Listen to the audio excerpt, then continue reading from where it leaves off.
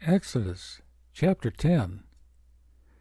And the Lord said unto Moses, Go in unto Pharaoh, for I have hardened his heart, and the heart of his servants, that I might show these my signs before him, and that thou mayest tell in the ears of thy son and of thy son's son what things I have wrought in Egypt, and my signs which I have done among them, that ye may know how that I am the Lord. And Moses and Aaron came in unto Pharaoh, and said unto him, Thus saith the Lord God of the Hebrews, How long wilt thou refuse to humble thyself before me? Let my people go, that they may serve me. Else, if thou refuse to let my people go, behold, tomorrow will I bring the locusts into thy coast, and they shall cover the face of the earth, that one cannot be able to see the earth.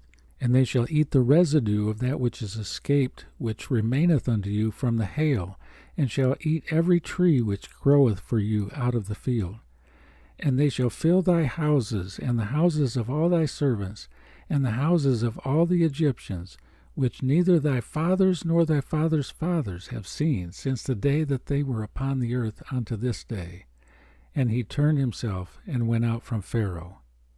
And Pharaoh's servants said unto him, How long shall this man be a snare unto us? Let the men go, that they may serve the Lord their God. Knowest thou not yet that Egypt is destroyed? And Moses and Aaron were brought again unto Pharaoh, and he said unto them, Go, serve the Lord your God. But who are they that shall go? And Moses said, We will go with our young and with our old, with our sons and with our daughters, with our flocks and with our herds will we go, for we must hold a feast unto the Lord. And he said unto them, Let the Lord be so with you, as I will let you go, and your little ones. Look to it, for evil is before you. Not so. Go now ye that are men, and serve the Lord, for that ye did desire. And they were driven out from Pharaoh's presence. And the Lord said unto Moses, Stretch out thine hand over the land of Egypt for the locusts, that they may come up upon the land of Egypt, and eat every herb of the land, even all that the hail hath left. And Moses stretched forth his rod over the land of Egypt, and the Lord brought an east wind upon the land all that day, and all that night. And when it was morning, the east wind brought the locusts. And the locusts went up over all the land of Egypt, and rested in all the coasts of Egypt. Very grievous were they. Before them there were no such locusts as they, neither after them shall be such. For they covered the face of the whole earth, so that the land was darkened. And they did eat every herb of the land, and all the fruit of the trees which the hail had left. And there remained not any green thing in the trees or in the herbs of the field throughout all the land of Egypt.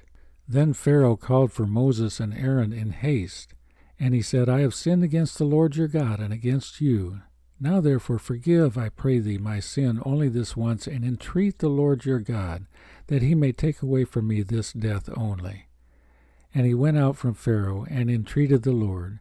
And the Lord turned a mighty strong west wind, which took away the locusts, and cast them into the Red Sea. There remained not one locust in all the coasts of Egypt. But the Lord hardened Pharaoh's heart, so that he would not let the children of Israel go. And the Lord said unto Moses, Stretch out thine hand toward heaven, that there may be darkness over the land of Egypt, even darkness which may be felt. And Moses stretched forth his hand toward heaven, and there was a thick darkness in all the land of Egypt 3 days. They saw not one another, neither rose any from his place for 3 days, but all the children of Israel had light in their dwellings.